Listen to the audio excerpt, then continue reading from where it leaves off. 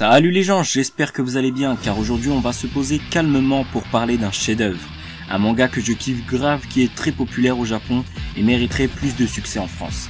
Et oui les amis, aujourd'hui on va parler de JoJo's Bizarre Adventure. Musique!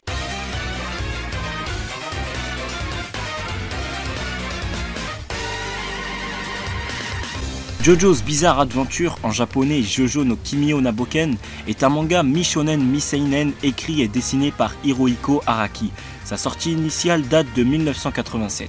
Comme vous pouvez le voir, ça date pas d'hier. Mais il a été adapté en animé en 2012 et la dernière saison date de 2016 et je peux vous assurer que ça a sacrément bien vieilli.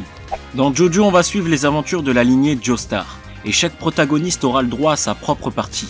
Alors je pense que vous attendez tous que je vous explique de quoi ça parle. Du calme, on n'est pas pressé. Alors tout commence au 19e siècle en Angleterre. Une nuit orageuse, une famille de riches subiront un grave accident. Et malheureusement le seul survivant sera Lord Joestar qui fut sauvé par un vieil ivrogne, qui était venu pour première intention de dépouiller leur cadavre. Lord Joestar était un homme très respectueux. Il avait donc pour lui une dette envers cet ivrogne. À sa mort, le vieil homme profitera justement de cette dette et demandera à la famille Joestar d'adopter son fils, Dio Brando. Mais Dio était à ce moment-là un mec de la rue qui était aussi vil que son père. Et en allant vivre chez les Joestar, il avait pour but de s'emparer de leur fortune et d'humilier Jonathan Joestar, qui n'est autre que le fils de Lord Joestar et le perso principal de la première partie. Les deux jeunes garçons s'entendaient comme chien et chat, et Dio se faisait passer pour le gentil fils à papa pour prendre la place de Jonathan. Quelques années plus tard, les garçons ont grandi. Jonathan n'est plus qu'un simple gosse de riche, mais une grosse montagne de muscles et sa relation avec Dio semblerait s'être améliorée. Mais, un jour, Jonathan va découvrir que Dio est toujours un gros enculé et va le prendre la main dans le sac, en train d'essayer d'empoisonner son père adoptif. Pris en flagrant délit, Dio abandonnera son humanité et à l'aide d'un artefact aztèque se transformera en vampire. Et là, je vous vois venir. Putain, c'est quoi ce vieux manga avec des histoires de gosses de riches et de vampires? C'est du Twilight ou quoi? Yare daze. Petit ignorant qui connaît que du DBZ et du Fairy Tail. T'es vraiment pas prêt pour ce manga. Après s'être transformé en vampire, Dio va tuer Lord Joestar, foutre le camp et n'en aura plus rien à battre de leur fortune. Jonathan n'aura qu'une envie, buter Dio, car ce dernier deviendra de plus en plus dangereux. Il va le croiser par la suite Zeppeli, un maître qui lui enseignera une technique appelée l'onde, qui permet de tuer les vampires. Et hop, le sbeul et les bastons épiques commencent. Jusqu'à ce que... Bon, là je vais te spoiler ta race, mais il le faut, comme ça t'auras encore plus envie de regarder ce chef-d'œuvre. Donc, jusqu'à ce que, à la fin de la partie 1, Dio bute Jonathan.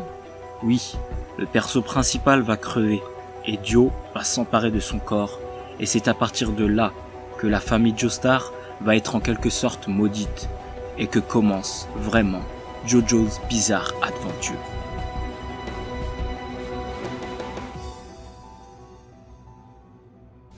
Vous l'aurez compris, Jonathan laissera place par la suite à ses descendants, qui porteront tous pour première syllabe de leur prénom Jo, d'où le nom Jojo. Araki a pris le risque de mettre plusieurs personnages principaux dans son œuvre, et c'est dans l'un de ces points que Jojo tire toute son originalité. Mais c'est pas tout, l'œuvre est une pure merveille en termes de combat stratégique. Les duels de Yu-Gi-Oh, c'est du caca à côté. Justement, à partir de la partie 3, finit la technique de l'onde. On fait place maintenant au stand, qui est la matérialisation de la personnalité d'un personnage, ce qui donne des entités super badass avec des pouvoirs hors du commun. Pour ce qui est du scénario, c'est l'essence même de l'originalité. Plus on avance dans le manga, plus les histoires deviennent de plus en plus cheloues, mais tout en restant fun et cool à regarder. En termes de personnages, JoJo Bizarre Adventure est une vraie mine d'or. Chaque personnage de la saga a son style et son caractère. Hirohiko Araki nous verse dans son œuvre une variété de persos, tous plus charismatiques les uns que les autres. Et comme le manga se passe dans notre monde, il y a de toutes les origines. Italienne, française, américaine, japonaise et même arabe. Regardez, ce perso par exemple s'appelle Mohamed Abdol. C'est la première fois que je vois dans un manga un perso qui a le même prénom que moi. Avec JoJo, j'ai appris à ne jamais critiquer une œuvre avant de l'avoir regardée. Par exemple, regardez cette image. Justement, j'ai eu des préjugés sur la pose de ce personnage et sa coupe bizarre. Et à cause de ce perso, j'arrivais pas à regarder JoJo. J'étais qu'un petit con. Parce que figurez-vous que maintenant, lui, ou plutôt Josuke Higashikata, c'est mon perso préféré. Et ouais, ce manga est magique, moi je vous le dis. Ce qui est cool aussi, c'est que comme Araki kiffe la pop culture, il en balance énormément dans son manga. mais tout en gardant son originalité. La partie 1 par exemple, Phantom Blood, est un film d'horreur de vampires. La deuxième, Battle Tendency, est un film à la Indiana Jones. La troisième, Stardust Crusader, est un road movie. La quatrième, et excusez mon accent anglais, Diamond is Unbreakable, est un film d'enquête meurtrière. Et la cinquième, Golden Wind, un film de mafieux. Jojo a aussi lancé la mode des légendaires Jojo Pose. Car avant d'être mangaka, Araki était un designer de mode. On a aussi les fameux cris de guerre de certains persos, comme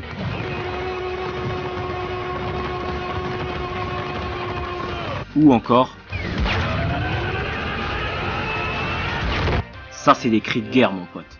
Bref, en tout cas, pour finir, tout ce que j'ai à dire, c'est que ce manga est unique. C'est une perle. Donc je sais pas pourquoi t'es encore là en train de m'écouter parler. Va regarder ce manga. Et oublie pas de laisser un like avant de partir et de t'abonner.